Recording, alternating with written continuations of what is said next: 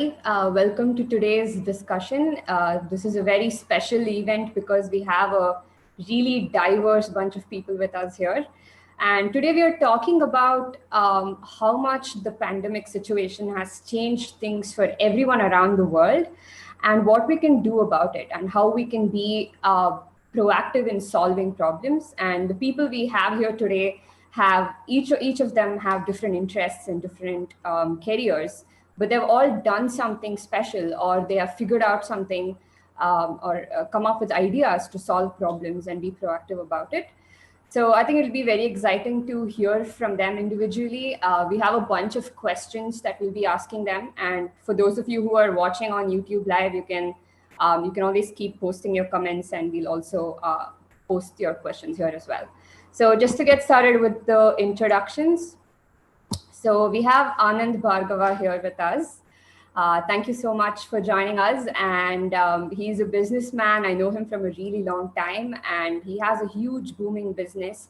But it was never really something you could have done through online means or online resources. And in that way, he has really adapted and overcome certain problems, and he's still impacting thousands of people today. And I think he's solved a lot of issues that we can learn from. So Anand, can we have an introduction, and also what challenges you faced and how you solved them? So thanks, Sitara, for inviting me here first, and welcome to all the panelists who are here and for everybody who's online right now. And just to give you a background, my name is Anand, and I have a background in engineering, and I'm from Bangalore. I graduated in mechanical engineering, and I think that's been ages back, meaning I think, I've forgotten when I did that.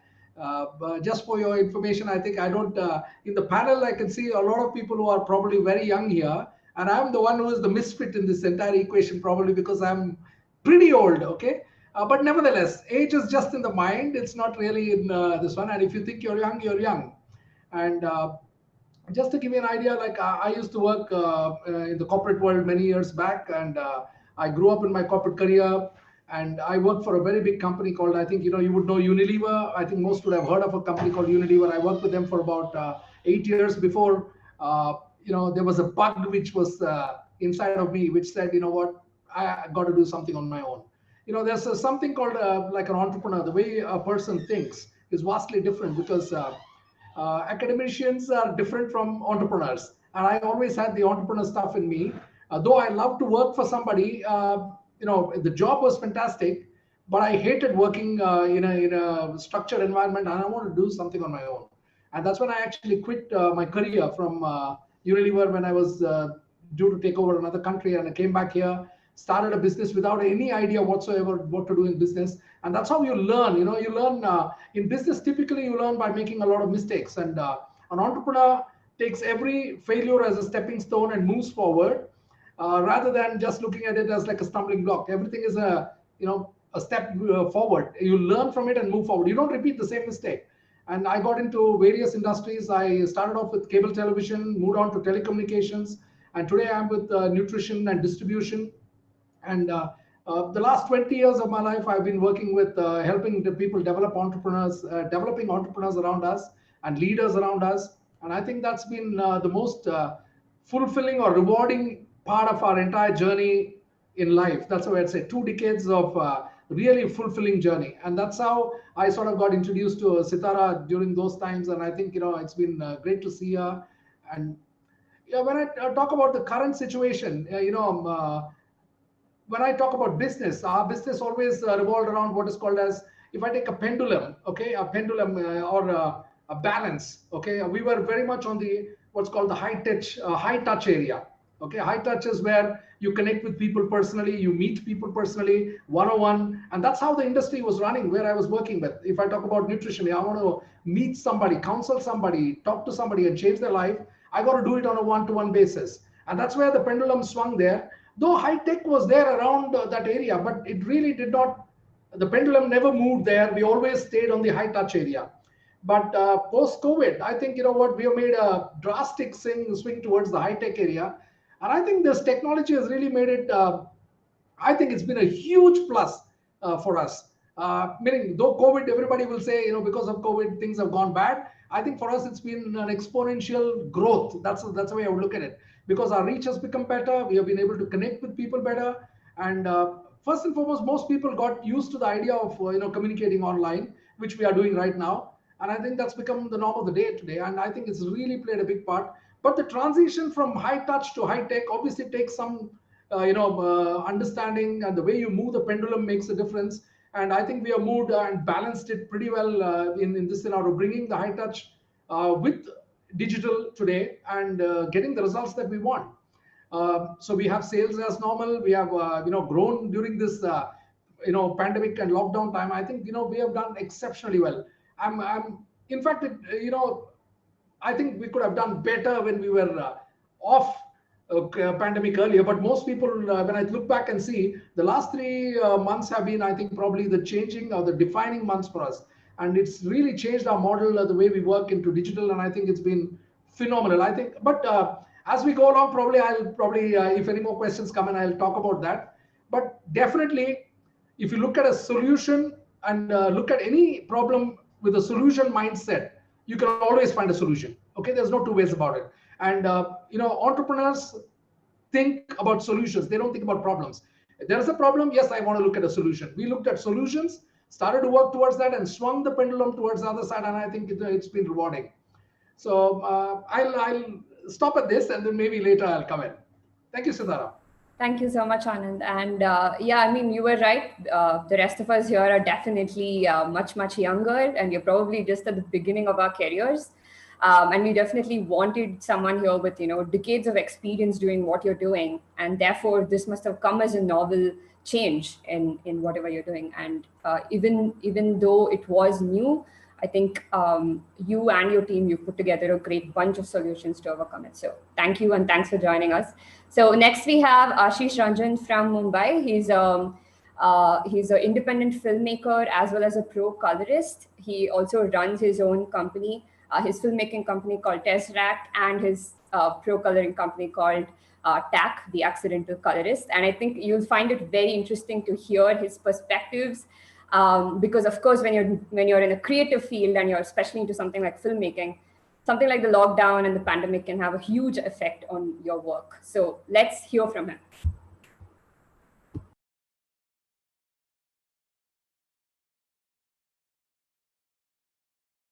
You have to unmute yourself, Ashishs. Hi, Sitara. Audible now? Yeah. Hello to everyone. So I'm Ashishs. Thanks, Sitara, for inviting me here. So I basically I'm basically a college dropout, first of all. So I started my career with motorcycle stunt riding, motorsports in particular. So you guys, if you are acquainted with that, and then it saw a pretty drastic change. I moved into filmmaking in 2016. That is something that I really wanted to do initially. And yes, right now I'm making independent films in Mumbai, and I also have a coloring thing going on. I run an Instagram handle called the Accidental Colorist, where I do look recreations and.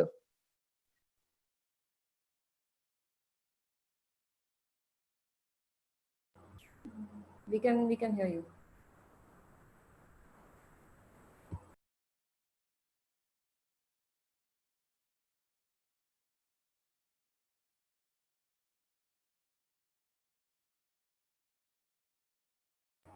Okay, some technical issue at his end. Ashishs, can you hear us?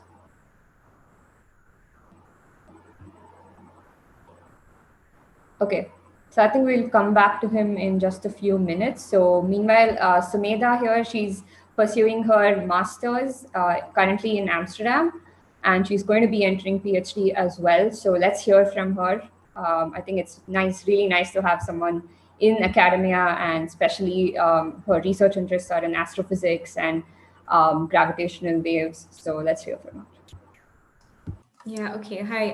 Again, thanks for inviting me. I think this is a really nice thing to do based on what's been going on. So yeah, currently I'm almost done with my master's in astrophysics. I should be graduating in about a month or two, and I'll soon be starting my PhD in November. But I mean, normally, at least because I do more theoretical work, nothing's changed for starters. Before we used to sit with our laptops, we used to like deal with data. So because I deal with gravitational waves, I also deal with detector data directly from the LIGO detectors itself. Uh, the only thing that was affected because of this whole COVID situation was that LIGO was having an observing run, which means the detectors were on and they were actually detecting signals. And because of the COVID situation, they had to shut down the detectors, I think, about a month too early, which means we lost out some data. I mean, in the light of the situation, people would think, okay, why does that matter? But I mean, for scientists who've been working on that, that's a pretty big deal. So that's one of the main things that has affected all of the data. But because we work with theory, we work with data analysis, it's nothing's changed. Before we used to go to the office and work, now we sit at home and work. So technically, nothing has changed. But I do know some experimental physicists who actually who work with detector. They try basically try to work with detector improvements. For them, it's affected them quite a bit. They don't really have much going on. Initially, I think for about a month and a half, their work was completely stopped. And some of them were actually running a lot of important tests and experiments. So that was a lot of efforts that were lost initially. But besides experimental physicists and people who actually deal with detectors, I think in academia, or at least in physics, because I can speak for physics, people are okay. Theoretical physicists are still working all the time, barring the natural. Well, personally, some people do have problems with productivity in a situation like this because it's so different. But I think people are eventually getting used to it. Initially, for example, I faced a lot of issues. I just could not work. It was super hard.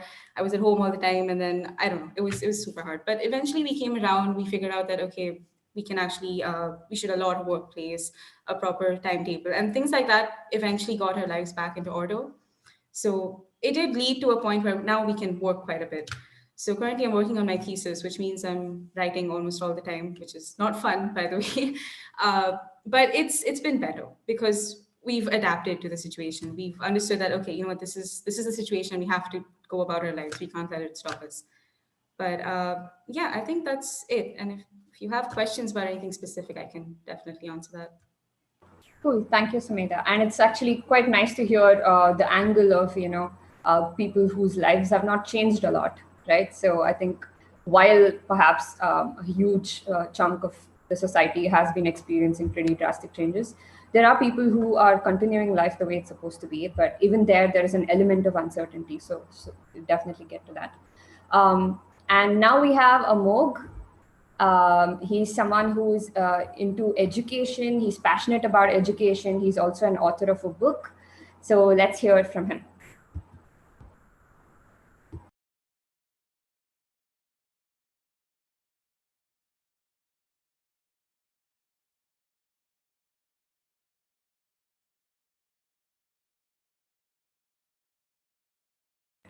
I think he'll rejoin. So some technical issues again.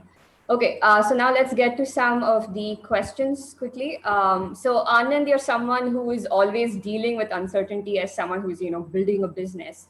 So when this came around, how did you deal with uncertainty? The fact that it may or may not work. That how did you deal with people, because you're a mentor as well. So how do you deal with people having so many doubts about their future when it comes to economy? Well, that's an interesting question. Obviously, when people are resistant to change, first and foremost, everybody is resistant. I'm resistant to change. If you talk about anybody, whenever there is a sort of shift in the equilibrium of where they are living right now, most people end up, either the way they react. So the question is, most people react to a situation. So when I first, this lockdown was announced and this, COVID came in and everything, my first thing was obviously, I think is normal. I was in panic. Let me be very honest. It would be wrong to say that, I was like, oh, very comfortable with the whole situation. I was completely shocked and I was in panic and I was really wondering how we could continue to do what we were doing and how we could build our business in spite of this situation. And the first thought, nothing really happens. There is a wonderful book which says, there's a book which say, the title is 3 seconds. Okay, what it says, before you talk about anything, pause 3 seconds, think about it, and then say something. Okay, that's when you respond to a situation. But in this situation, it's not about 3 seconds. It took me like maybe a couple of days for me to really sit down and say, okay, come on, let's look at solutions now. Okay, there is a challenge now. We got solutions. What are the solutions? So I started to make a list of what are the challenges on one side, and the other side put down all the solutions what are possible. What are the ways we can start to use these solutions? And then I started to knock off many of these ideas that came in, brainstormed a few ideas with a few friends, and figured out that we can get the same effectiveness of what we are doing without personally meeting people. And then we could sort of, and then by then Zoom really took off. We are on a Zoom call right now, and YouTube and streaming and whatnot. See, this digital medium, what happened is, earlier, if we had even tried to get in, most people would be unaware of the concept of digital communication itself.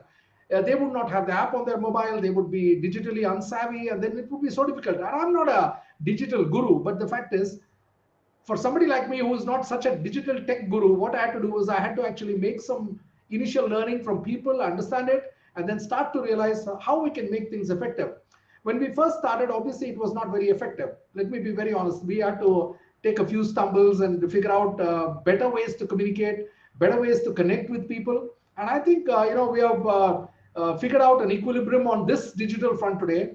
And as I see the future is not going to be something that we're going to go back to what we were doing earlier. I think the high touch, what we were doing earlier, I don't think we are ever going to go back to that area. Okay, we are probably going to touch that area on areas where we're on a probably maybe 10-20% of what we do. A majority of our work is going to be on the digital area, on the online communication mode.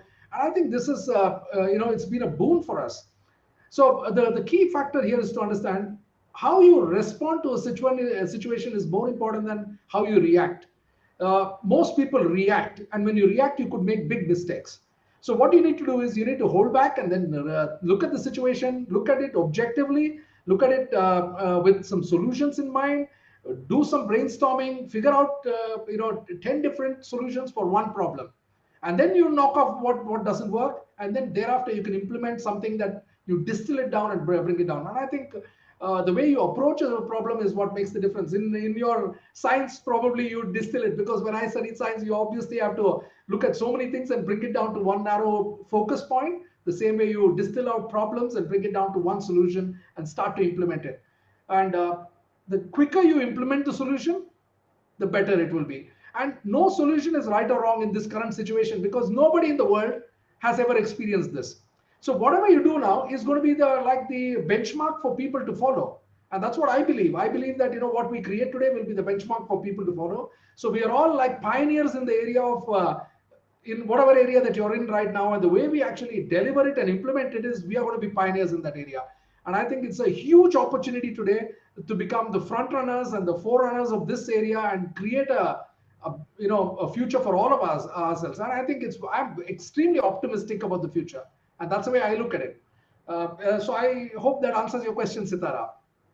Yes, yes, and I think your advice even applies to young, adults who are making crucial, career choices right now, whether to go ahead for studies, whether to go ahead and join the job, and they are in so much anxiety and fear. But if they pause, then just thought about it rationally, I think we can arrive at pretty creative solutions.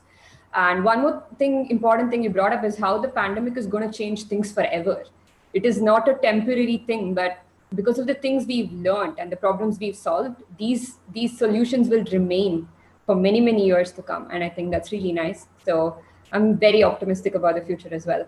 And Amog is back here, so not sure where he had disappeared, but let's hear from him. Well, hello, everyone, and thank you, Sitara, for having me be a part of this particular discussion. Well, my name is Amog Arya. I'm a science educator and an occasional writer. I teach 12th, 11th, and the 12th grade. And in my particular field of work, the month of March, that's when the lockdown was first initiated, that was a period of time wherein the 12th grade students were actually answering their final board exams. And the first grade students had actually completed the exams and had a few bit of classes at that moment of time.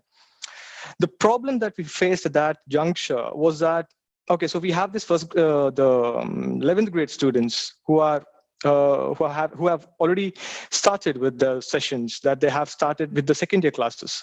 So, and there, on the other hand, we had our 12th grade students who have actually answering the board exams. Okay, but the problem was when the lockdown was initiated, there was one exam that was pending.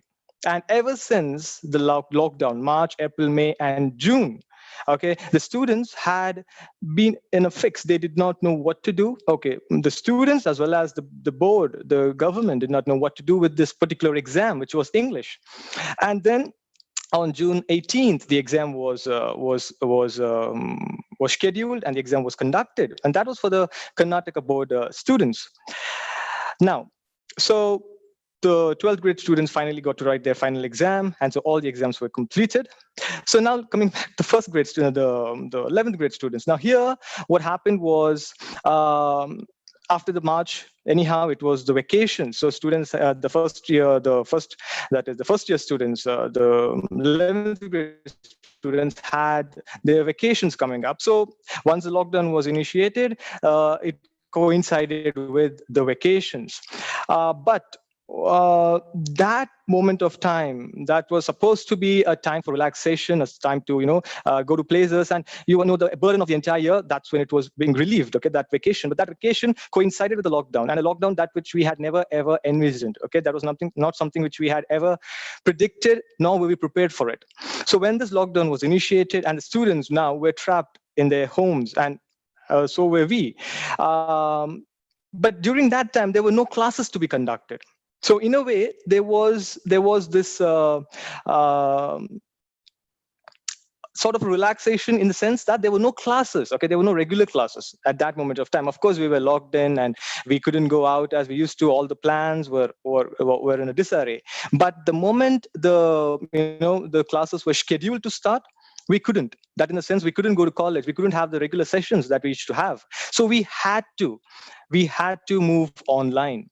Now, the shift at the institution where I work, and the most of the institution that I do know in the city, that shift was pretty much, if not completely easy, but a relatively easier one to make. From the regular chalk and talk, we had to shift to online classes. Now, although this was the very first time we did it in such a huge scale, okay, so we are talking about, in our particular institution, you have around, say, thousands of students, okay, and we have to move all the students online. So that was a major challenge that we had to face. But then we knew that this was the only alternative for the situation that we were in, and we had to do it. I must say that this particular change has been something which has not gone very easily with the way the classes would have been conducted. For example, when I used to take a lecture for the students, I had these many eyes staring at me, and I was comfortable in the sense that I could see them. And when I was teaching a course, I knew it, that the students, whether they understood it or whether they did not. So it was pretty much easy for me to evaluate whether I was being successful in delivering the content. But then through the online mode, it's not possible. It feels as I'm talking to myself. Okay, so there's a reduced interaction between the staff, between the teacher and the student. Although learning is happening, it is not as it was prior to the COVID pandemic. Having said that, we have not experienced any setbacks in terms of the communication of the content or taking up of the classes that is being conducted, although in a reduced manner. In the sense, when you're talking about the regular classes, students will have about 7 hours of class, and from 9 to say 4 o'clock in the evening. But now every day we can schedule not more than 2 classes. And so there has been a reduction in the amount of classes that are being dealt with for the students, but there has been no compromise on the quality of education. Now, I'm talking about from the perspective of a lecturer who's dealing with students who come from a pretty good background. That's why we're talking about students who are from an urban area and in a city-like environment where the facilities that are needed for online education are pretty much readily available. So I'm talking from that perspective, but I'm also not oblivious to the plight of those lecturers and those students who happen to be in the rural areas. Okay, the only alternative that we have, that is the online education, may not be readily accessible to them. So that is one area where work still needs to be done. Okay, so we have to reach there has to be policies made so that the students in the rural areas where there are very little internet connectivity, where there are people who lack the instruments that are needed to subscribe to these online classes. So there has to be initiatives made in order to include them, and also initiatives need to be made to see to it that whenever we are dealing with students through the online mode, students do not feel left out. Okay, so they need to feel as if it's a regular class and they're being taught, being cared for, being attended to, just like how they were when they were physically present in a classroom. So the pandemic did in fact bring about a great amount of discomfort, but then timely intervention with regards to the institutions and how to go about with this particular scenario has resulted in mitigating most of the issues that which otherwise would have caused a great deal of discomfort to the students as well as to the lecturers. So yeah, maybe in our later discussions I will be more elaborate as to how the change has affected the students as well as the staff. And currently, the exams, that's March, April, okay, that was a time wherein you had the board exams for the 10th standard students, and the Karnataka board students are currently answering the exams. Whereas if you talk about the CBSE and the ICSE students, the pending exams have been cancelled. And so there's a lot of stress among the students as well as the staff. So we can discuss on that maybe in a later time. Yeah, I think you brought about an important fact over there, that in order to be able to reach education to such a large number of students, you have to execute something through an online platform like never before, right? And the education True. system is not exactly used to that, specifically in developing countries. So that's a very important fact. But you also talked about how certain parts of the society, like underprivileged students, are probably still suffering, and they suffered the most, because for them having that one smartphone or that one tablet or a laptop is a matter of their parents' monthly salaries, and it's True. not a very easy thing to just say, okay, I'll take online classes from tomorrow. So that is something I think if Anand can maybe talk about that initially, but we also want to pose the next question, which is about career shifting. And clearly there are some industries right now that are booming and some industries that are not really doing too well, right? So Anand, what is your perspective? And I think each of you can offer your personal perspective on this question. What is your understanding of a complete career shift? Should it happen?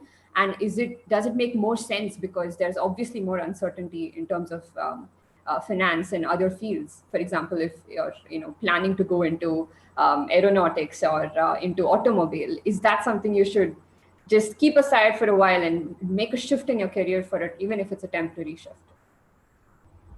Well, talking about career shift and things like that would be, I think maybe sometimes it might be premature to even say a major shift in a career would be necessary at this time, primarily because this will pass. Okay, at some point in time, this will pass, and obviously there's going to be somebody who's going to pay the price for it for some time. Maybe those who are stuck in the middle of the entire equation right now. But the way I look at it is very simple. Okay, why does one take a career? Okay, why does one take a career? Like if you look at me, I became an engineer primarily because not because I wanted to be an engineer, it's because the end result of being an engineer was something that was exciting. I saw engineers get respect. I saw engineers, earn a decent income. They had a great livelihood, those kind of things. Now, the second area to that is to have passion in what you do. Now, you may develop a passion into a certain area that, you love and you want to do it. That's one area. But eventually, the bottom line is everybody takes up a career or an option to earn an income.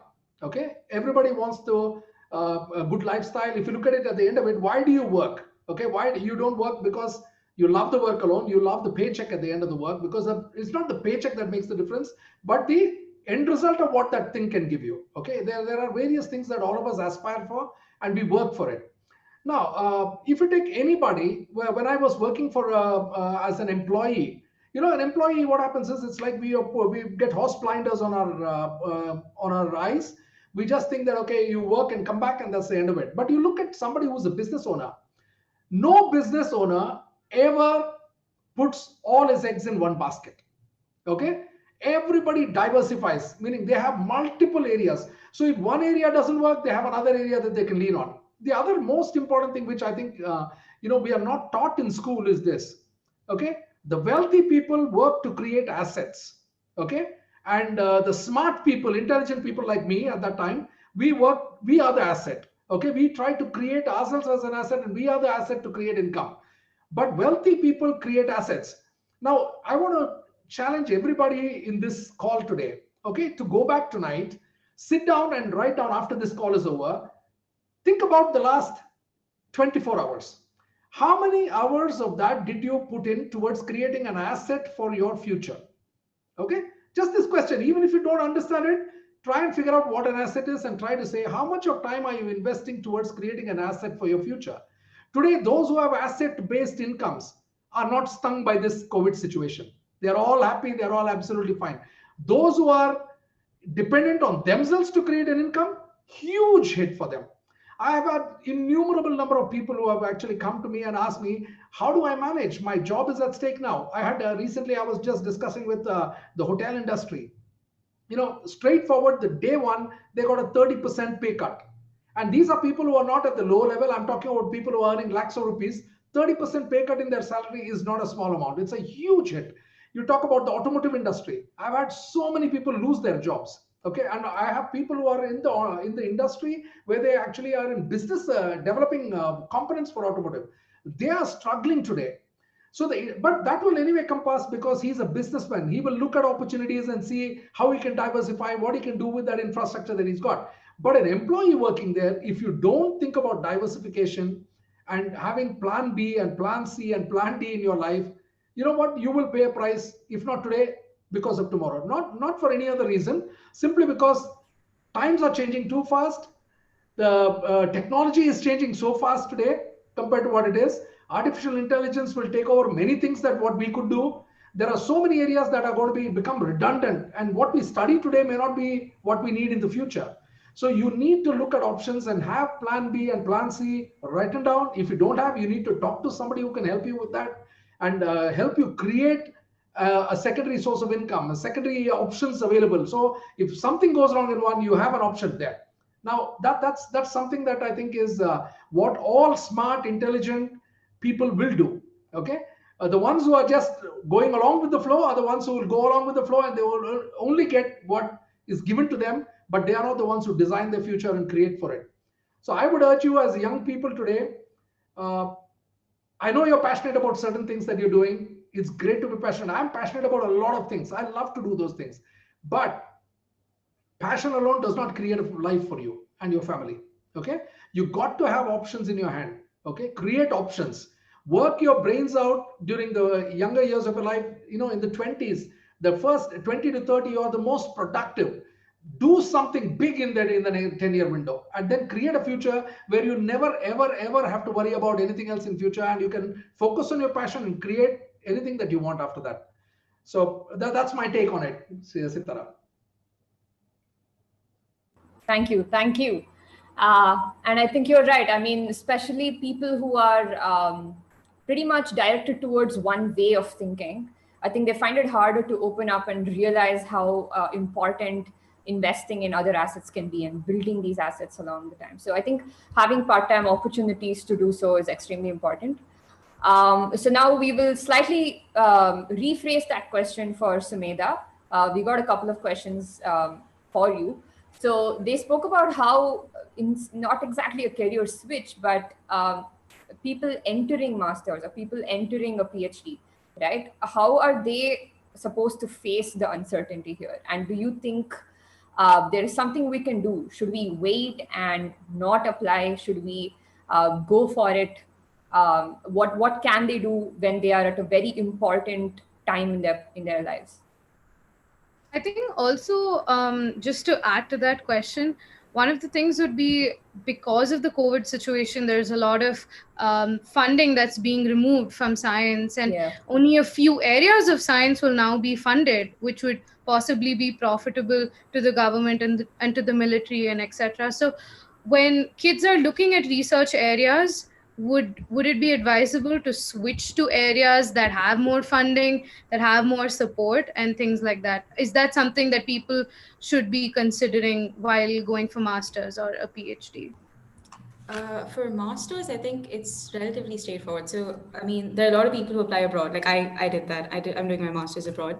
For those people who want to apply maybe this year or join this session, I would, at least in my opinion, I think it's not worth it, because you'll be paying a lot of money. And at the end of the day, you're not really getting the full experience, because the whole point of going abroad or going to a university abroad, if you can afford it, is that, so one, I mean, okay, your opportunities are better. You get to meet more people. You meet relatively like top people, like people who are pretty good in their fields. And generally the whole experience in itself, that all of that's being just reduced to just online classes, and but you're still paying the same amount. And I think that makes no sense. It's a lot of it's a waste of money for masters, at least. For PhDs, I would say that's different, because PhDs usually have funding depending on whether you're applying to the US or Europe. Generally in Europe, most places pay you quite well, enough to sustain you. The US is a bit different; it varies from place to place. But in Europe, most places, at least in countries like the Netherlands, Germany, even I don't know, Switzerland pays is really good as well. A lot of countries pay C2. So if you apply there and you get full funding, I think it's okay. That makes no difference. Worst case scenario, I guess you'll have to join from home until the situation goes away, which also might be a bit complicated in some countries, because usually they can't pay you unless you have a residence permit or a visa, so to say, because the government doesn't really identify you as someone. So then, so I know some people who are supposed to join in Europe, for example, but they've started work already, but they're still sitting in India because no visa processing is happening right now, but they're not getting paid, just simply because they cannot come. So that's one problem. But besides that, like Anand said a while ago, this will pass. So if you get funding, if they agree to pay you, I think that's fine. If they don't agree to pay you, if there isn't funding, which is what you asked, I don't know. I mean, in a sense, it does make sense to switch fields. It does make sense to go into something that does pay you better. But at the end of the day, it also depends on what you like. If it's, I mean, there are lots of high-paying jobs, lots of high-paying areas. But if you don't enjoy it, I don't think you'll really succeed in it. That's the bottom line. Because I mean, you have to sort of understand what's more important to you. Do you like doing research in that area? Is that what drives you, or is it just the money? Because if you're looking for a career in academia just for money, I think that makes no sense. They don't pay you well, and it also affects your productivity. You have to like what you do. If you don't like what you do, it's impossible to actually get anywhere, to be honest. But yeah, I hope that answers your question. If it doesn't, but I can go on. Yeah. Well, I think what I was trying to get at was a little more subtle, in the sense that if you're doing research in astrophysics, and let's say like a black hole project had more funding than a gravitational wave project, but then you like gravitational waves, would you still consider the switch? In the sense that sometimes you don't get funding, you get stuck. Those kind of things get worse in a COVID situation. I didn't necessarily mean move fields. I Oh, just okay, meant like if you research mean it, areas. yeah, if you mean it like that, okay, Yeah. I genuinely thought you meant like maybe astrophysics and I don't know, engineering or something. I don't know. But if you mean like fields within astrophysics, I think that's okay. If you still like it, then yeah, that's not a big deal. But I think that should be fine. And the good thing with like fields that are so close together is that often, I mean, it's a little hard, but you can switch back and forth a little bit. it's hard. It's not as easy because the competition is really fierce and there's always people with so much research experience. So, but that's one side of it. On the other side, it's also good that you have a little broader research experience. So for the timing, I think it wouldn't hurt to switch a little bit. But this is only based on the assumption that you mean like maybe just, in astrophysics, whether it's like a tiny shift Yeah, between this or within that. fields. Yeah, Yeah, I within. think that should be okay. I mean, it doesn't seem like the worst idea. So let's bring some focus on social problems right now. So we are probably 50% into our conversation today. So I think all of us sitting here are privileged in the sense that the lockdown period was not exactly too harsh on us. And some of us even had it, had better things going during the lockdown. So how can we, as individuals or as influencers, how can we have a social impact right now during a global crisis? So maybe let's look at it from one angle. Sagarika and I were just talking about this, and we were talking about not exactly the laborer section of the society, but just the uneducated class. It could be your maid, it could be your car driver, right? It can be someone who works in your office space. So in such a situation, it is natural that because the people who hire them are getting salary cuts, they would in turn fire these people. But because they're uneducated, they cannot sit down and figure out how to improvise on the digital space, right? So that's not something they have an option to do. So how can we help, maybe as a group or with collaborative efforts? So maybe Amo, you could talk about it a bit, and then Anand.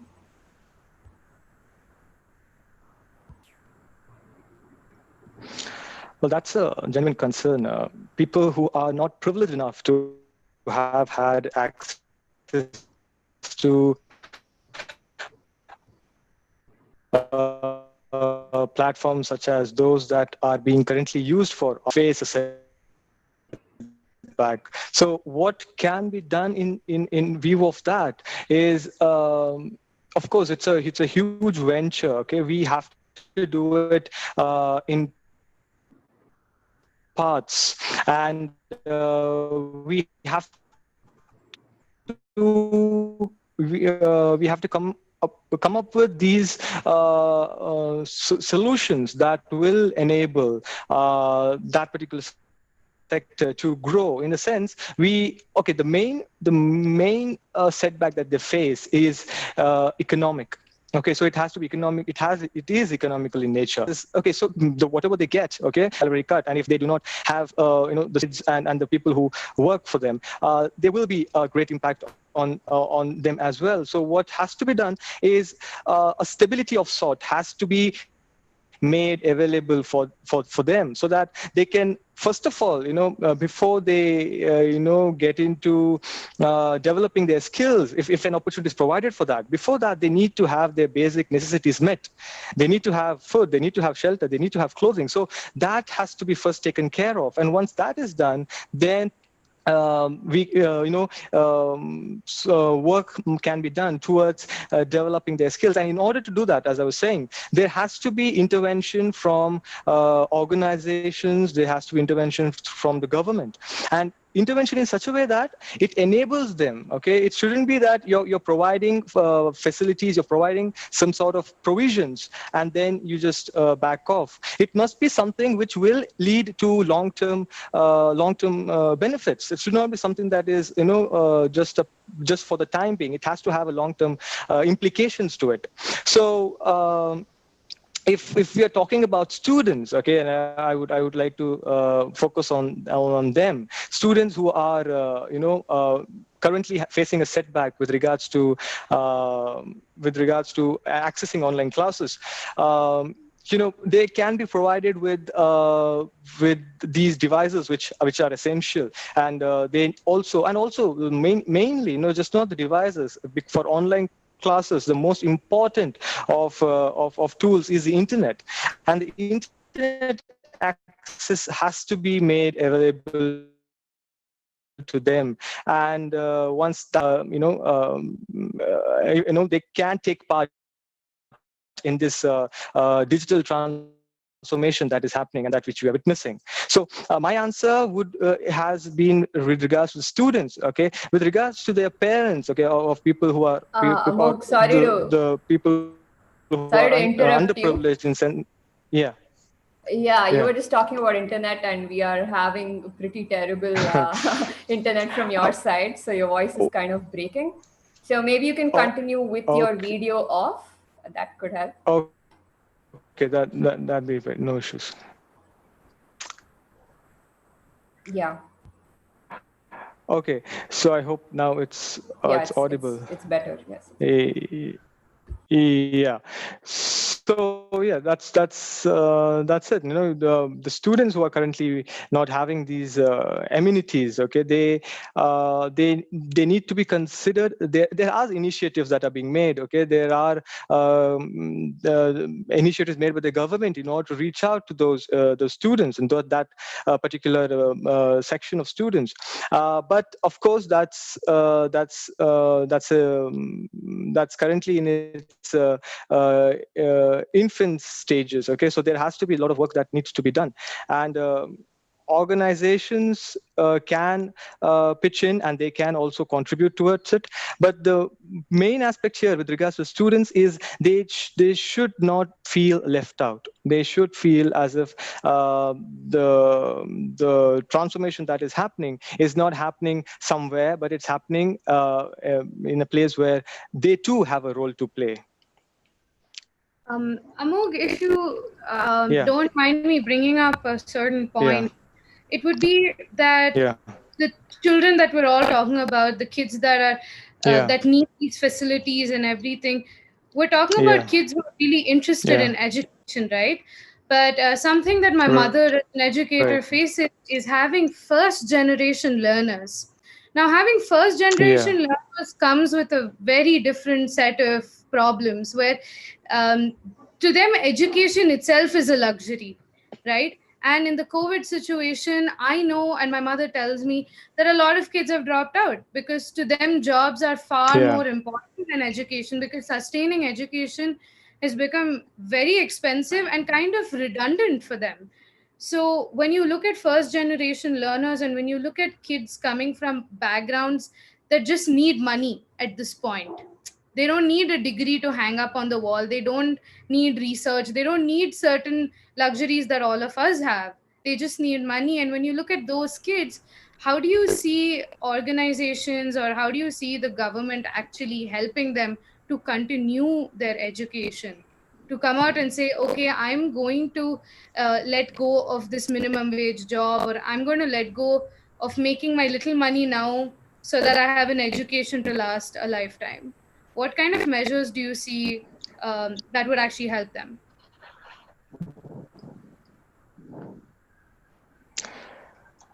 The fact that these students have a economic crisis, as you pointed out, that is very much a reality, and it has been a reality for a major section of the students pre-COVID too. Before the COVID pandemic hit them, there was such a situation already existing.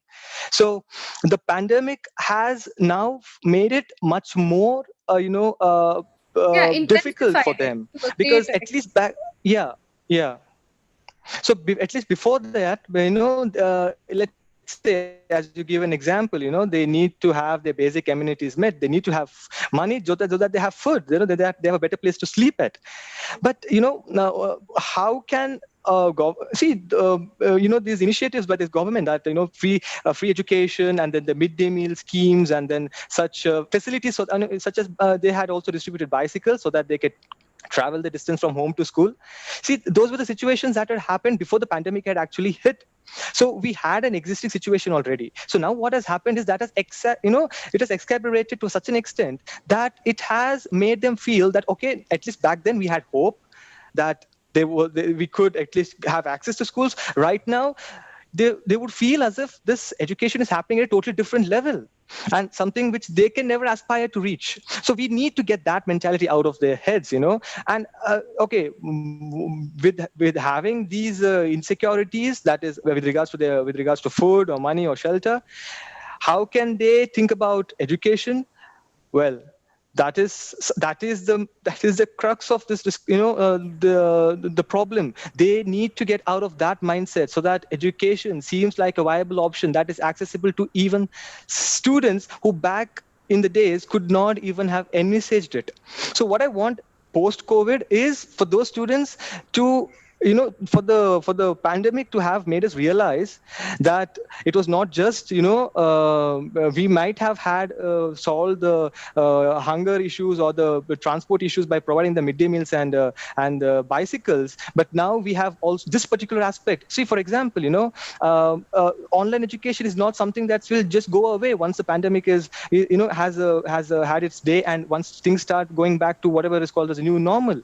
Online education will stay because we are going to have an integrated approach. That's what all of these institutions are planning on doing. So these kids, right, those for them, online access will be essential even after the pandemic. So what I'm hoping for by, say, organizations or the government is for the government to, or the organizations to come with a plan, just like how they had with regards to midday meals and bicycles, that will enable these kids to have access to the internet. And that is one thing which because come on, just because of fact that they do not belong to the elite group does not mean that they can be, the education can be compromised. So that is something that we have been looking at it, all right. We have been thinking about it. The government has made initiatives, all that is fine. But then now it's high time that much more needs to be done. And how exactly to go about it? Yes, that requires brainstorming at the policy level, the policymakers levels. Yeah. I still think poverty is a problem that you do need to simultaneously solve for this to actually work. Because you're right, it's not really you hand out the tablets and the children sit down and start learning, because it's a whole mindset about what is important and what is not. And for education or learning to even become a priority, you need to fix hunger, right? You can't make a hungry kid learn. And I guess that's the fundamental problem. So Anand, what is your perspective on just helping out people there who, I think we were having a discussion about it the other day. So what solutions can you think of, especially from the community point of view? Well, I think currently in the current situation, expecting the government to do anything in this area is going to be quite far-fetched.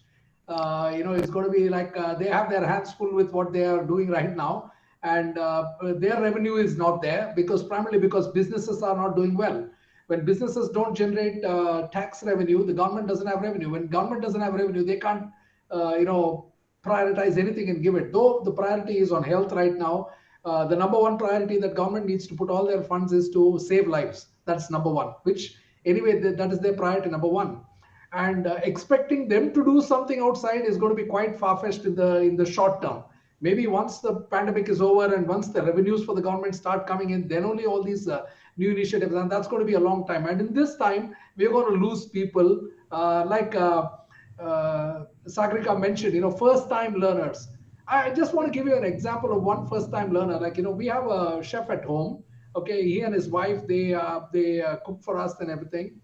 They have two kids. Both of them are uneducated. Okay, both of them are come from what do you call Bihar. They've been living in Bangalore, and they have not gone back. Okay, they have not been one of those migrants who went back because they have sort of settled here. The key is just to understand that this guy works as a driver. His wife used to cook for other people's place, and unfortunately, she used to make around, like, in one of the couple of houses that she used to go out and help out, she was making around a simple 14,000 rupees. Now, the unique thing is, the thing was, the people who hired them had a pay cut or whatever happened. Okay, they overnight, they sacked her from her job. Okay, they had a pay cut. So, which is a reality. This is a reality. It's not just one person. This is like happening every day. Okay, now what happens? The 14,000 rupees salary which she used to earn per month is gone to zero right now. The husband is to make some extra money by traveling over outstation. You know what happens when they drive outstation and do things? They make extra. He was making an extra 5,000-6,000 rupees. That is off to zero right now. So he is scared of losing his current job itself. Okay.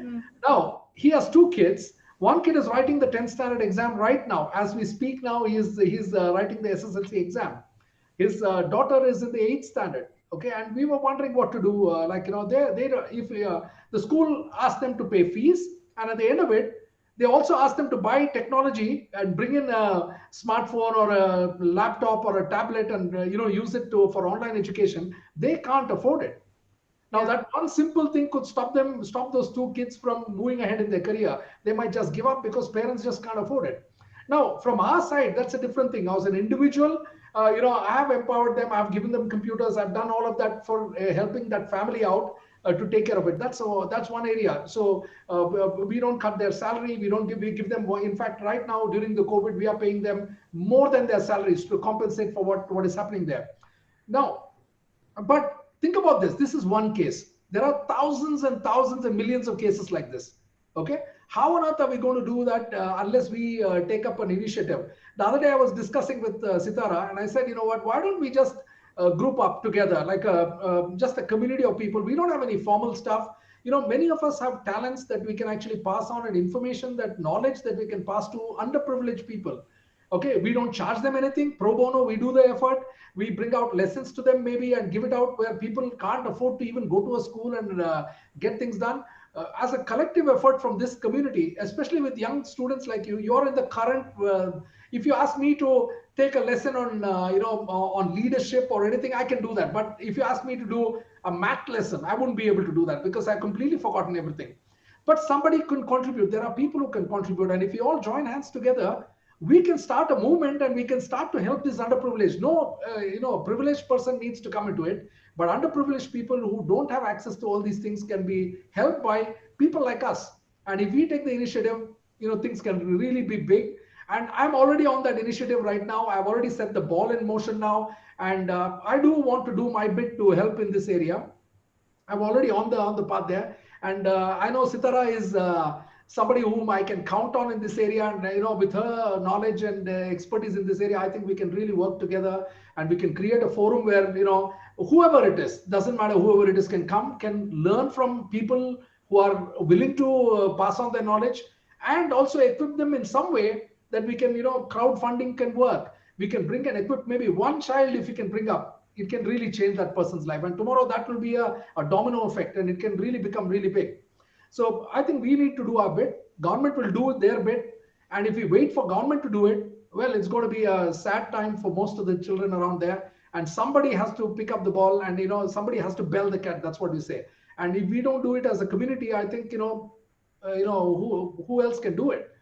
So I think as a community, we need to, if you're on this call today, and if you can contribute, meaning it's not just money. I'm not talking about money contribution. If you can contribute time, which is the biggest thing. Most people can't contribute time. And if you can contribute a little bit of time and share your knowledge and expertise on a forum that you can bring in these underprivileged stuff, we can all join together and create a future for them. And why not do it? So that's my take on that. Thank you for bringing that up, because we do have that community in place, and I think we can do a lot of powerful things if we just gave that time to children. So I think if we all join hands and especially find those underprivileged children and find a way to connect with them, that would be the best thing we can do.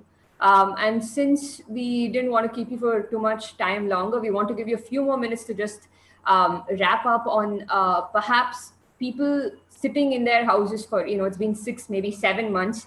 And of course, it's not the best time to feel, like happy or completely productive, right? It's not easy being at your best.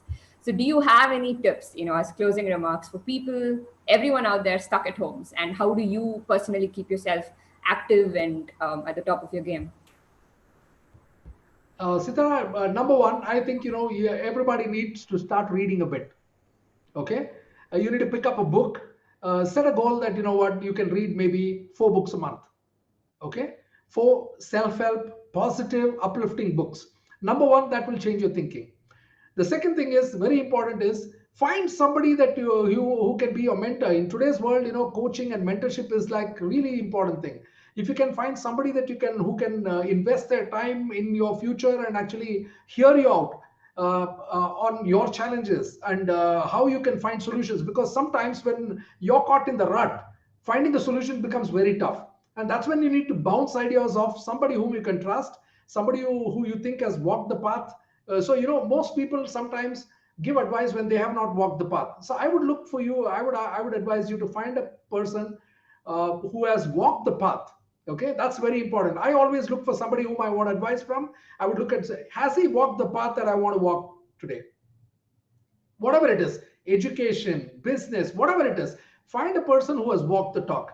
And then when they walk the talk, their advice will mean millions for you, meaning it would mean priceless. So get advice from such people, bounce ideas off. Don't just bottle up things and keep to yourself and say that circumstances are going to take over. You are the circumstance. Okay, you are the one who creates the circumstance. And if we decide that, you know what, we can change things around us, we can. Okay, and it's possible for everybody to do. And in this scenario, mental health is a very, very important area that needs to be focused on, because many people get depressed just because they don't have somebody else they can talk to. So I would urge you, as somebody who's challenged, if you're challenged today in some area, find a mentor, find somebody whom you can work with for the next maybe 6 months, 1 year, and they can help you and guide you and just at least focus your thoughts in the right way. Start to read, books, and we can always guide you through whatever books. If you want, I can give a list of books to Sitara, and that can pass on. I think it would be worthwhile for you to start maybe 1 book a month, maybe 3, 2, 4, 5 books a month. Maybe you listen to some uplifting podcasts. Okay, these are all important tools. These are all available for us. The question is, what, we need to make it as a habit. If you do that as build a habit around it, success will be there. And then all things will pass. All bad things will pass, and an opportunity always comes from some kind of a disaster always brings out an opportunity. Today is an opportunity to create a future for yourself. You can do that. Okay, and look at all options available in your hand, and take action on it. Don't just procrastinate, take action. And that's the most important thing, because having ideas and doing nothing about it is just as good as not having any idea. Like they say, a person with vision is better than somebody who's got eyesight but doesn't have vision. Okay, a blind person with vision is better than a person with sight who doesn't have vision. Catch a vision for your life, make a 10-year goal plan for yourself, design your life. You can create a future for yourself. Anybody here sitting here, in the next 10 years, you could be somebody who has impacted thousands of people. You could have created a future for this. You could have given opportunity for people. Maybe there will be somebody here who will give thousands of jobs to people. Somebody might come out from here and build a future who will give that. Okay, it's all possible, but you need to you catch a vision, work with somebody, input positive stuff into your mind, and then everything will fall in place, I think. And I think it's a good idea to leave some kind of contact information. So if you're watching on YouTube, in the description, you can either connect to me or Anand directly, or you can even connect to Sumida, whoever you want to talk to. So we'll definitely do that as well. And thank you so much. I think that was a wonderful tip, wonderful advice. And definitely, I think the motivation levels are very hard to keep up during these times. It's not easy to get up and work out on your own in your little room every day and read a book. But I think we need to challenge ourselves to do it, because like someone said, it's the new normal. So, and I just want to thank you for your time, Anand. I know how busy you are. So thank you so much for being here. So thank you, everybody. And I'll sign off now. Thank you so much, Sitara, for having me here. It was a pleasure. Thank you so much, Anand. Bye.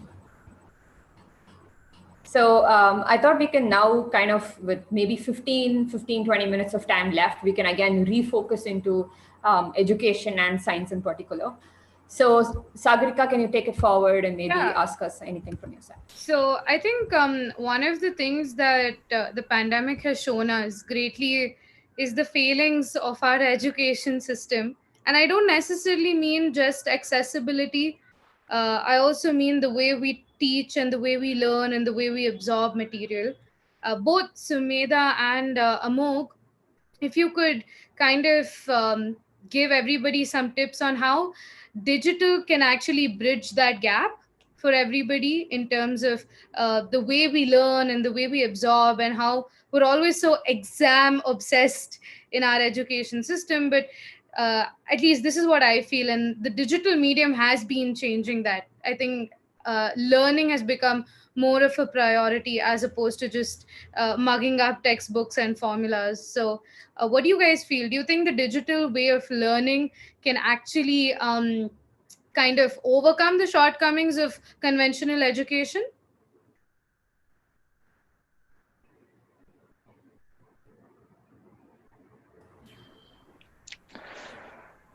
Well, that's a pretty important question right there, because the digitization of education or the virtual learning that is currently taking place has been sort of in the background before the pandemic actually set in. It was actually in the background, it was there, but the amount of popularity that it had, at least I'm comparing it to now, there was Yeah. popularity. I won't deny that. There are platforms which are very popular back then, back before the pandemic was actually, before the pandemic hit. But now those platforms are actually having, a greater demand. In fact, platforms such as Byju's, they currently had the greatest of turnover this particular, in just a few months. They've had a great amount of takers for their platform. So whether this particular online or the virtual learning will overtake the chalk and talk or the method or the ancient way of teaching that we had, whether future would be an integration of the two. Because let me tell you, any workspace or any sort of sector, at least from the point of view of a teacher, and this particular shift is just the beginning. There's going to be a huge shift that's going to happen in the near future. We were thinking that that particular change would happen at a very distant future, but now because of the pandemic, things have accelerated and the change is going to be just right around the corner. So what, at least for the timing, as I said, as of now, I believe it's going to be an integrated approach that's going to work best. Okay, we cannot just after the, right now, of course, we cannot go back to the traditional methods. We have to revamp and we have to stick to the online virtual way of learning. And also, there is a tremendous scope for creativity when it comes to online classes, that which you wouldn't have found in the traditional classes. And the most important of the facts is you have one single lecturer that's assigned to your class. And that particular lecturer, if you're lucky, may be good at the subject, but if you're not, that person can completely shatter your interest in that particular subject. And you're going to have that thing throughout your entire life. For example, some people find maths difficult, not because it's actually difficult, but because they were taught in a way that was not really interesting. But think about the online platforms. They're making it so accessible. They're making it so interesting. So, and we're talking about kids who are tech savvy. Come on, you're not taking a person from the ancient 19th century and bringing him here. You're currently talking about a student who is of this particular century and who he is, very much aware of how things work. So you teach trigonometry or you teach Newton's laws. I can state Newton's law and I can tell you, students, listen, this is the law. Everybody tends to be at rest, moving, and if you don't apply any force, it's not going to stop doing that. But then if you actually demonstrate it, and I cannot demonstrate it in the class, I mean, in the sense that I'm talking about only chalk and talk, okay? I'm just talking about the old traditional method. That particular possibility of completely demonstrating it in a way that the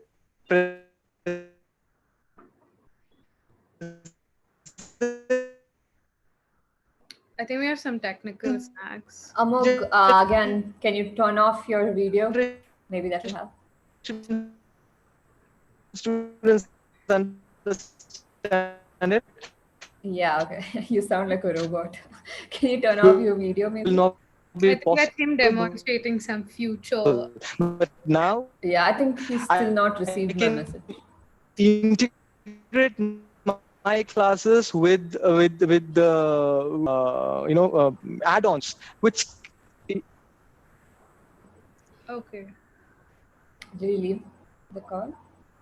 I don't know. I think. Yeah, I think he had pretty bad internet. Okay. So, Sumida, why don't you give us your take on overcoming certain conventional methods and digitization, like being a better way to educate the next generation? Yeah, well, I can't speak for school students, for example. I think Amok was covering that really well. But I mean, from the point of view of a college student or a university student who's actually trying to get into a field, I don't think it's the worst thing. What is affected is so, for example, conferences, workshops, schools, everything. All of those are online now, which in a way is a good thing because it means so many people they can actually access it. Previously, for example, lots of people couldn't make it because of money or I don't know, just simple things like okay, you have to travel to maybe another country to access something. But now everything's become online, which means so many people can attend it, so many people can actually, get something out of it.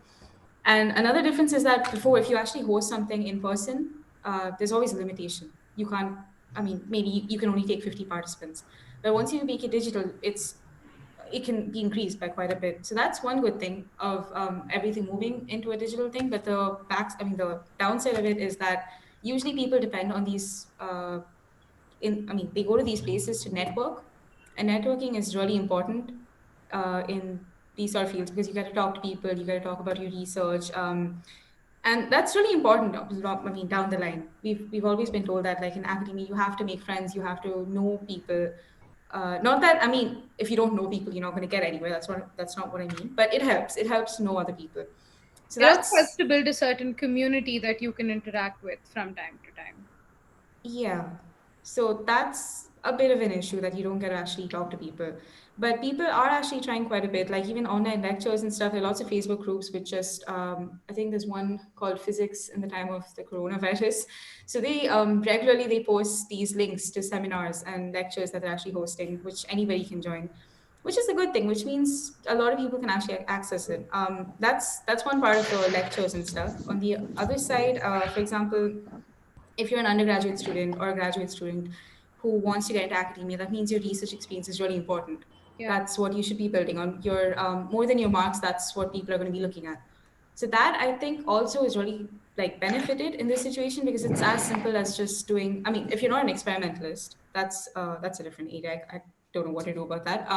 But if you're someone who's dealing with theory or data analysis or maybe a mix of both, then it's possible to do these things remotely, and your opportunities are increasing that way. So it's as simple as like maybe emailing a professor or I don't Right. know, just signing up for something, doing an extra course. You can just do all of it digitally. And if you're a college or undergraduate student, I think, a college or university student, I think the whole problem of being spoon fed shouldn't be an issue because that is something it's a field you've chosen, it's a field you actually like. So it shouldn't be something like, okay, I have to do this and I don't really care for it, but I just have to do it, so I'm doing it. But it shouldn't be like that. So I think that way, I think it's going to help to like actually, I don't know, regenerate the interest that people once had and they've lost because of all these other resources available. I think that's mostly my take I on think it. talking about the If digital space, yeah, Amar if wants I to say could something. pitch in on Yeah, that, yeah. just to add on to that, the fact was that I said that an integrated approach would be the best one for the near future is because these students we are dealing with, okay, these students, although they are tech savvy, they've had instruments in their hands, the devices from a very young age, they also have been schooled in a system wherein they have peers around them. They have this community and they feel connected in that sense of the word. And that's why in the near future, the integrated approach would be essential. But think about a situation wherein 10 years down the line, and I'm taking a huge gap actually, 10 years down the line, a student who's starting from the first standard, okay, that particular student, if he's accustomed to having more of online virtual classes and less of, collaborative classes wherein he is a part of a classroom in such that he has people around him, peers around him. If he is not accustomed to that sort of situation, he's accustomed to the virtual sort of learning, the old system will just have to take a back seat, and the virtual classes will be what will be the new norm, and that will be what that particular student would want. And if you get that student into a setting wherein he has to share his space with 40 other students, that's going to be a discomfort to him. So there will be a shift. It depends upon what type of an schooling had this particular student had. So for the students that we currently are dealing with, okay, that right from the primary level to the high school level and the secondary and senior secondary level, the students who we are dealing with currently, they need this integrated approach. They need to have classes such as the way we are having, and they also need the online, virtual learning, because I'll tell you, most of the students today come to schools just because they don't have an alternative.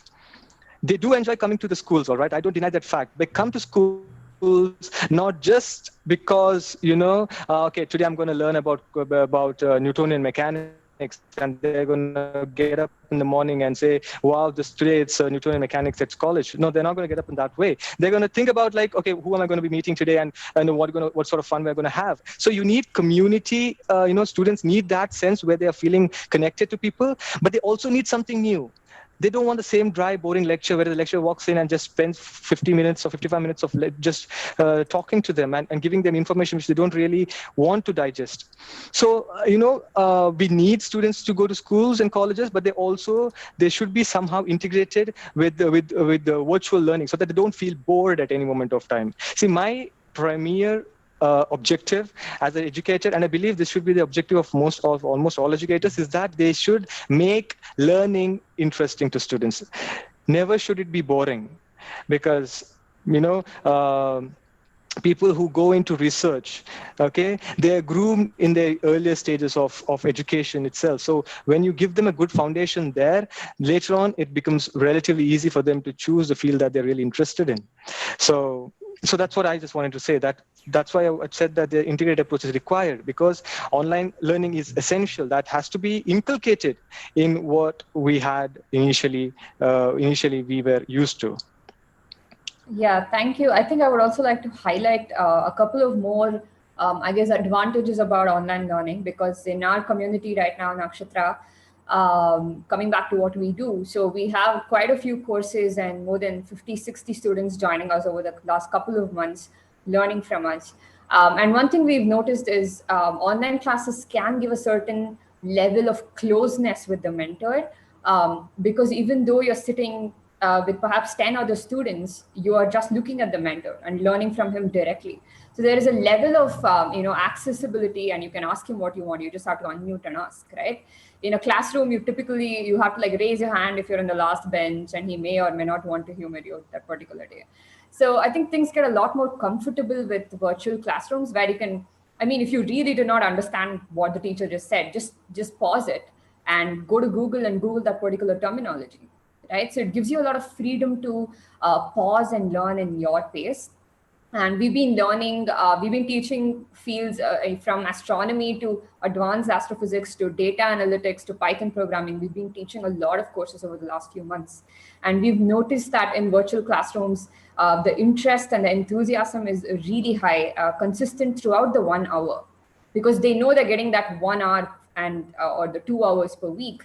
And when they sit down, they have enough curiosity to ask questions, because it's accessible, it's easy. They just have to unmute and they can ask what they want.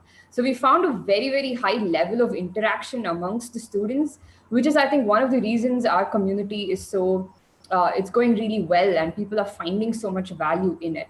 And we also just, we're going to be starting a bunch of more courses for students right now.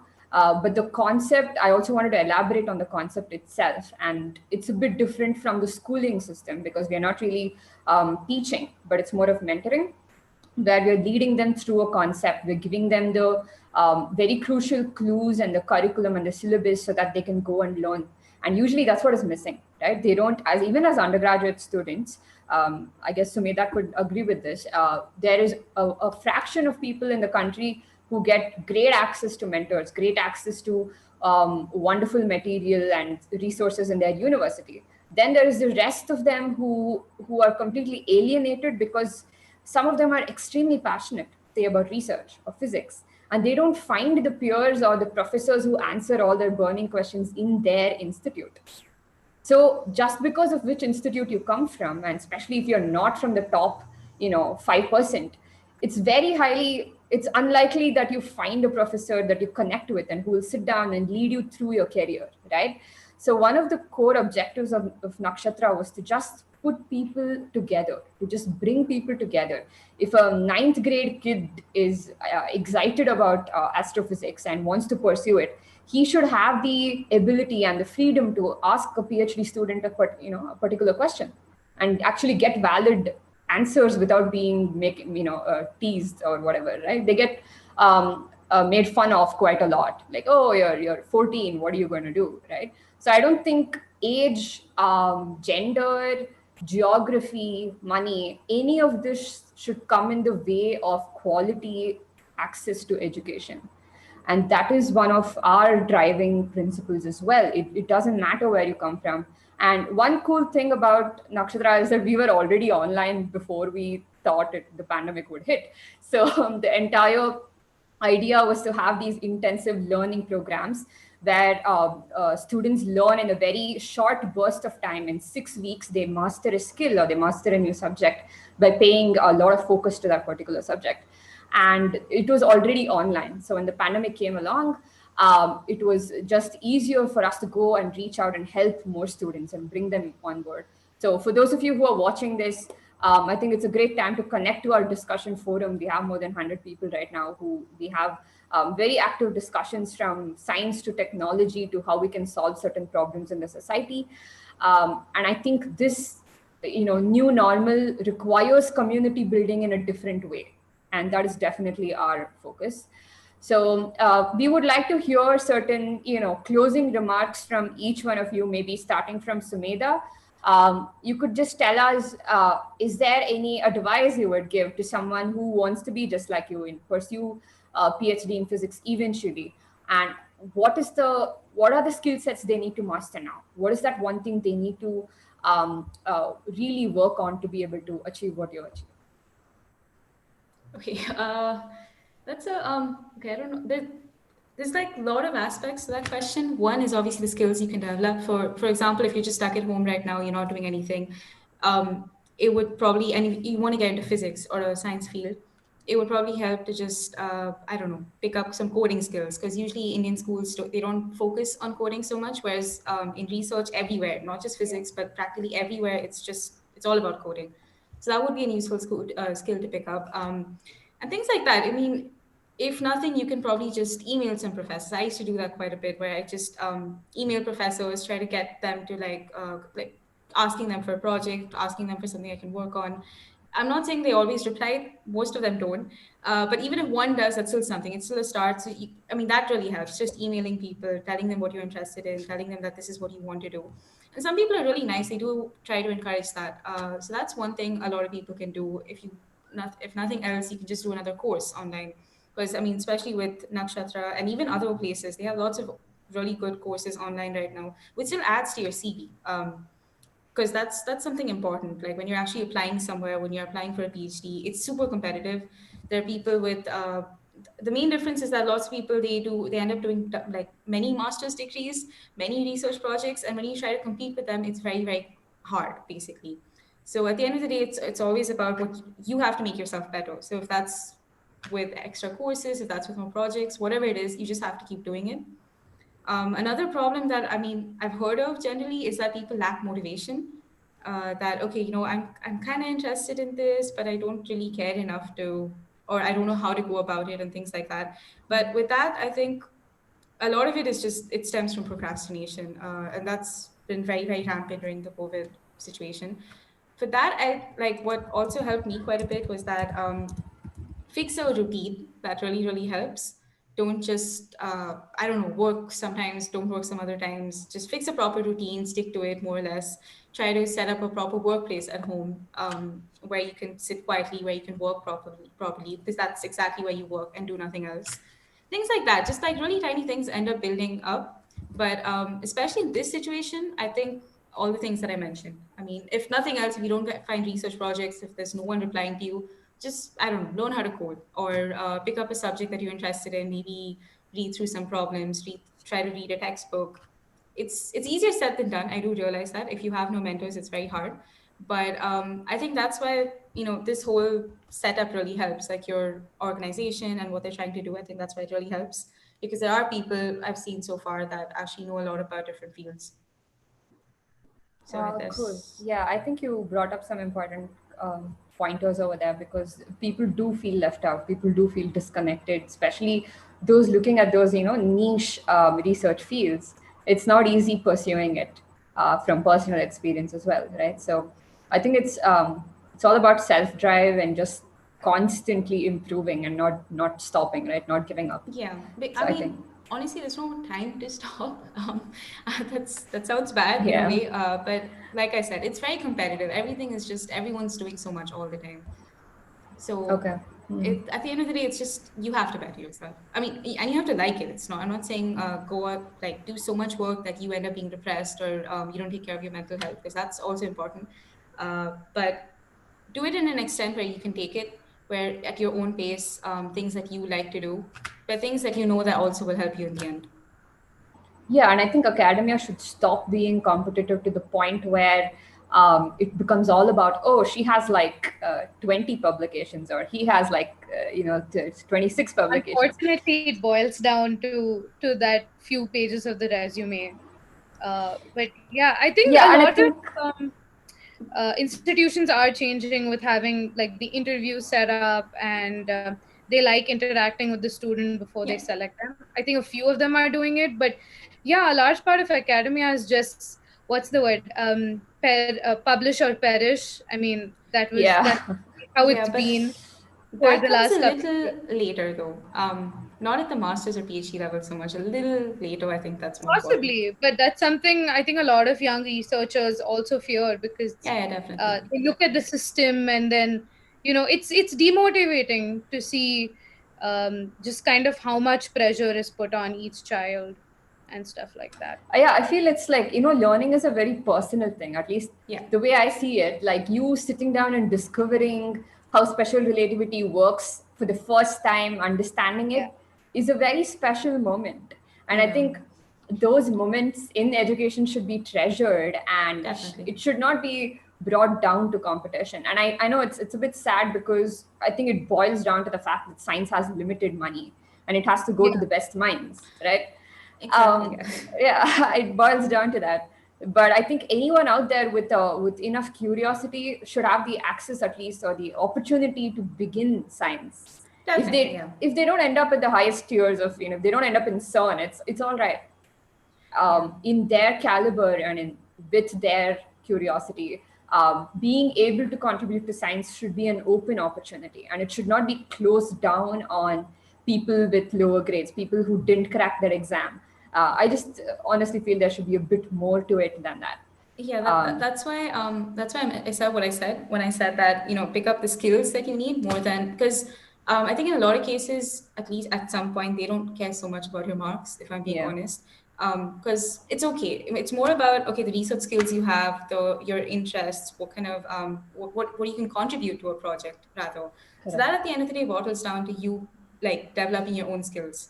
So you can still do that basically. You can still sit down. You can still learn things for yourself, but just I don't know, in a way which could also be helpful, I guess. Yeah. Sure. Thank you so much, Sumeda. Amog, final short question for you. Yeah. Learning, Yeah. for children, right, at home is it's very, very different from an Yeah. undergraduate person sitting home and learning. And I think the True. entire True. family environment has to change to be able to support that, because it's suddenly like, oh, every kid is homeschooled, right? Whereas homeschooling used to be this very small Right. fraction of people. So do you think when it comes to True. lifestyle and just living in lockdown, if you have any tips for a 14-year-old or a 13-year-old, what would it be?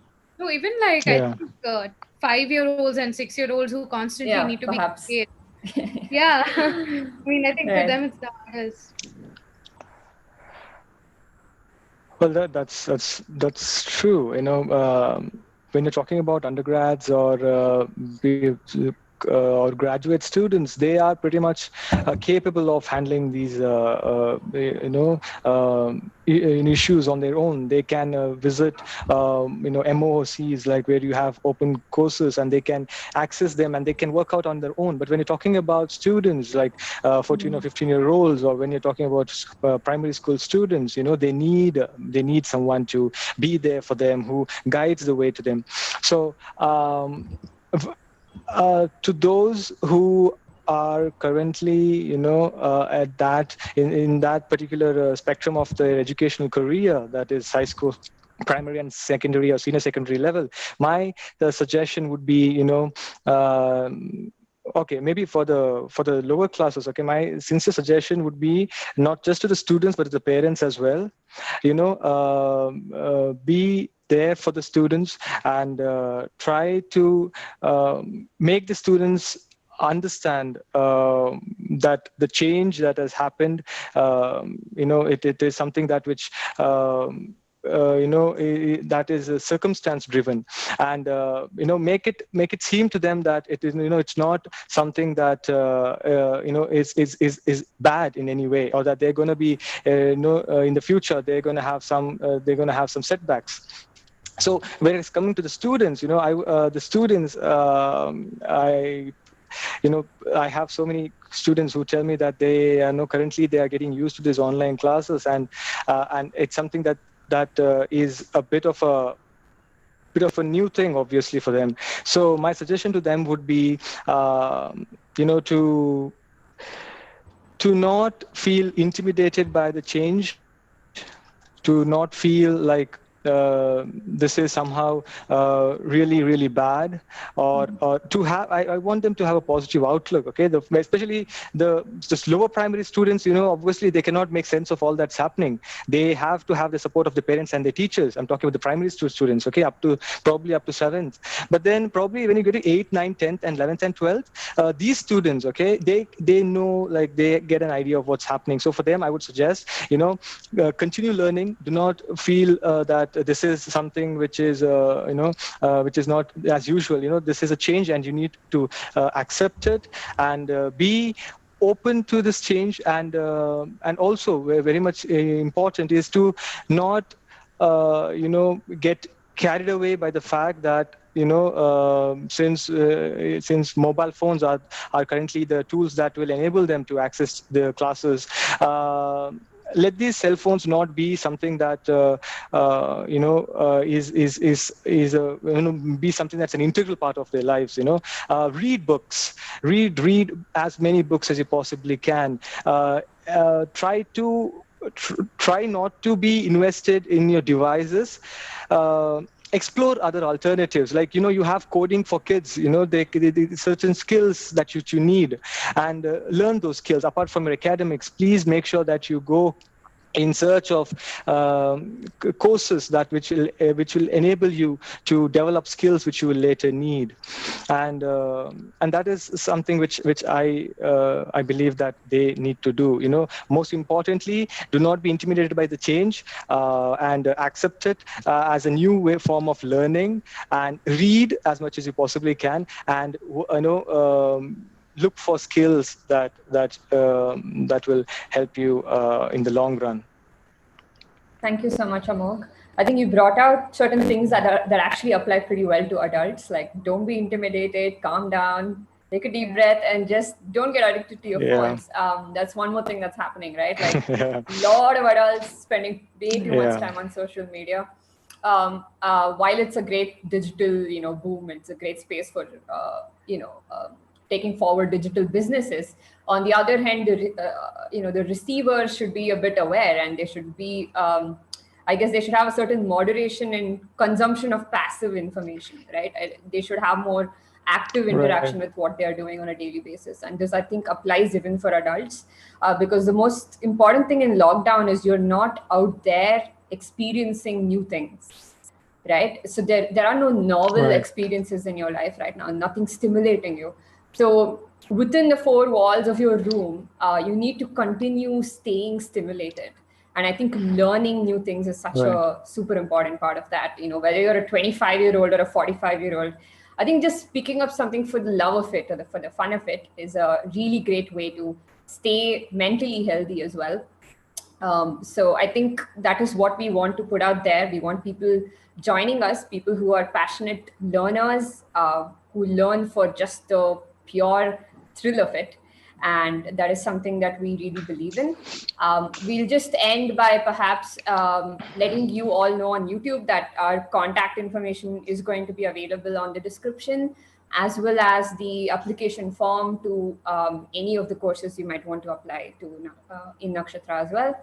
So with that being said, Sumida, thank you so much. I don't know how much time you have to put into your thesis on a daily basis, but thank you for taking the time off on especially a Sunday and being there with us. Sumida is an old friend, so it's really nice to just reconnect with you. Yeah, this was great though. I mean, I think it's a really good idea to talk about these things. not enough people are doing it, I think. Yeah. And Amog, I think your perspectives were so unique, and you come from a very important field, right? Like, I don't know many people who are involved in educating that age group, and I think it's beautiful what you're doing. Do join us. I think what Anand spoke about, Thank a you. community vision and a mission Of course. to help the underprivileged people, I think, is something we can get started with without further delay. Being a part of the solution right now is really, really important. So let's do that. And Sagarika, any closing That's true, remarks and on? thank you. Thank you. Yeah, your delay is like amazing.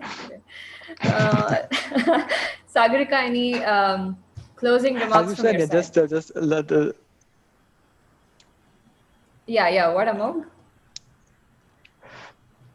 That's what when I know the service that is to be rendered by the community, I totally agree. That is highly important. And when I spoke about the government intervention, I meant at a later stage. Right now, it indeed the community that has to step in and help these kids. And the initiative that Naxxatra is making towards it is highly commendable, and that is something which I am really thrilled to have been a part of and will be a part of.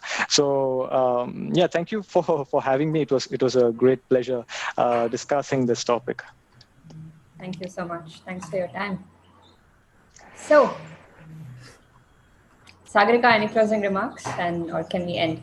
I think we should end. I've spoken enough. Okay, all right. So hopefully you're all having fun as well in lockdown and taking off enough time to chill and watch really lame TV shows or whatever it is you do.